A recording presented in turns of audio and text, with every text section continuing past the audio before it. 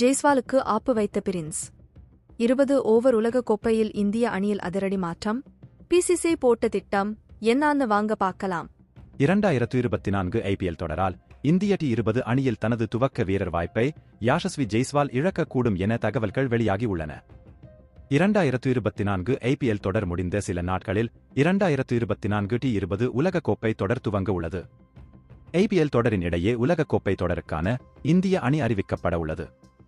தற்போதைய நிலையில் துவக்க வீரராக கேப்டன் ரோஹித் சர்மா மட்டுமே நிரந்தரமாக இடம் பிடித்துள்ளார்.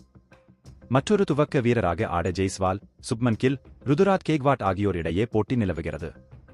இந்த மூவரில் ருதுராஜ் கேக்வாட் மாற்று வீரர் என்ற அளவிலேயே அணியில் இடம்பெற இருக்கிறார். ரோஹித் சர்மாவுடன் போட்டிகளில் களமிறங்க உள்ள அந்த துவக்க வீரர் யார் என்ற கேள்வி எழுந்துள்ளது. 2024 ஐபிஎல் தொடரில் இதுவரை நடந்த போட்டிகளில் ஜெய்ஸ்வால் 5 இன்னிங்ஸ்களில் 63 ரன்கள் மட்டுமே எடுத்துள்ளார். அதன் மூலம் அவர் T20 போட்டிகளில் மோசமான பார்மில் இருக்கிறார். ஆனால் இதே ஜெய்ஸ்வால் தான் இங்கிலாந்து டெஸ்ட் தொடரில் தனி ஆளாக போட்டிகளை வென்று கொடுக்க காரணமாக இருந்தார்.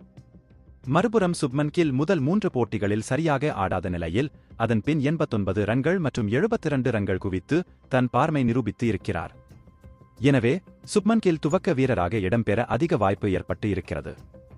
T20 உலகக்கோப்பை தொடரில் ஒவ்வொரு அணியும் 15 வீரர்களை மட்டுமே தேர்வு செய்ய முடியும் என்பதால் இந்திய அணியில் மொத்தமாக 3 துவக்க வீரர்களை தேர்வு செய்வதே நடைமுறையாக உள்ளது.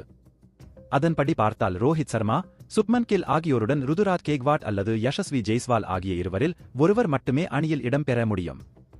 ருதுராஜ் கேக்வாட் ஐபிஎல் தொடரில் ஒரு அரை சதம் அடித்து விட்ட நிலையில் ஜெய்ஸ்வால் நிலைதான் மிகவும் மோசமாக உள்ளது. அவர் இனி வரும் போட்டிகளிலும் ரன் குவிக்காமல் போனால் அவருக்கு இந்திய அணியில் இடம் கிடைக்காமல் போகலாம். இதற்கு உங்களுடைய கருத்துக்களை சொல்லுங்கள். கிரிக்கெட் செய்திகளை உடனுக்குடன் அறிந்து கொள்ள நியூஸ் கிரிக் சேனலை சப்ஸ்கிரைப் செய்து பாருங்கள். நன்றி, வணக்கம்.